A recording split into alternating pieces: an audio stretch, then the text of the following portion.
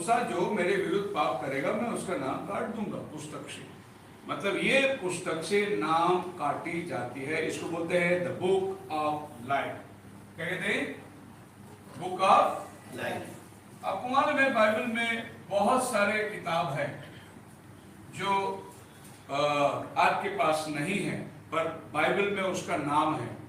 बहुत सारे किताब हैं, book of Enoch, book of Jasher, book of Gad, book of Nathan, राजाओं का किताब है, बुक ऑफ किंग्स। बहुत सारे किताब हैं जो जिस किताब का नाम बाइबल में है मगर किताब बाइबल में नहीं है, लेकिन बाइबल उसका रेफर करता है।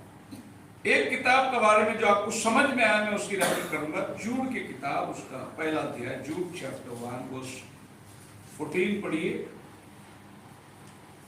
हनोक ने भी, हाँ, जो आदम से 7वीं पीढ़ी में था, हनोक आदम से 7वीं पीढ़ी में था, इनके विषय में यह भविष्यवाणी की, देखो, हाँ, प्रभु अपने लाखों पवित्रों के साथ, हाँ, आया, हाँ, कि सबका न्याय करे जी, और सब भक्तियों को उनके भक्ति के सब कामों के विषय में, हाँ, जो उन्होंने भक्तिहीन होकर किए हैं। ये बात अब देखिए, हनोक ने ये बात कहा करके जूड कहता है। अब हनोक के बारे में बाइबल क्या कहती है? Genesis chapter 5 verse 24। Genesis chapter 5 verse 24।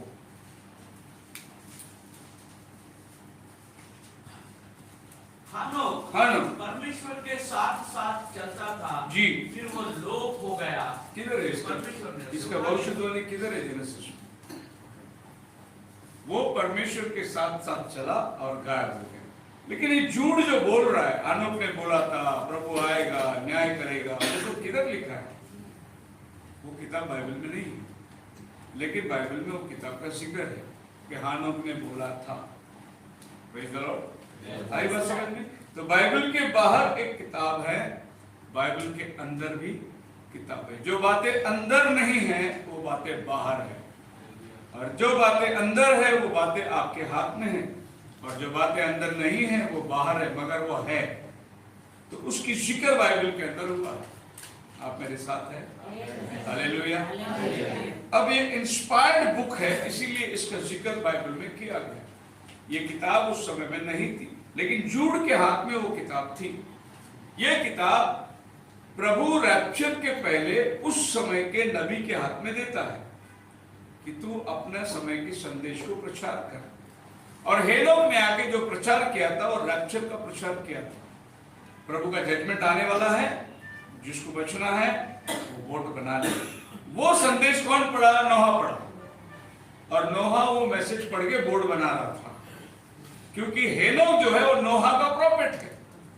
कयामत के पहले आकर नाश कयामत का संदेश देने वाला वो समय का प्रॉफिट था, और उसने उस समय के लोगों को प्रोफेसी दी।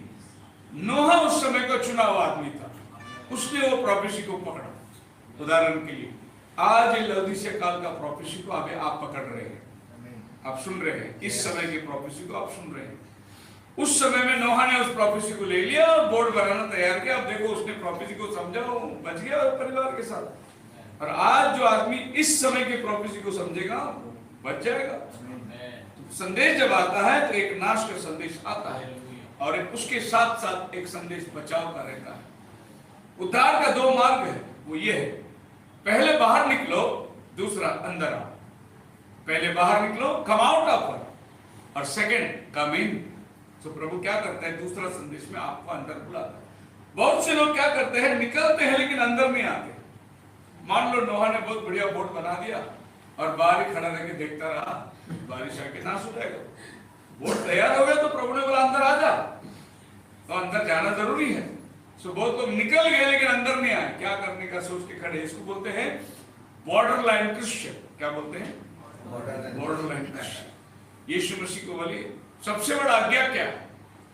हे तेरे इज़राइल, तेरे परमेश्वर कोई और नहीं, एक ही है, तो उसको पूरे मन से शक्ति से पाना।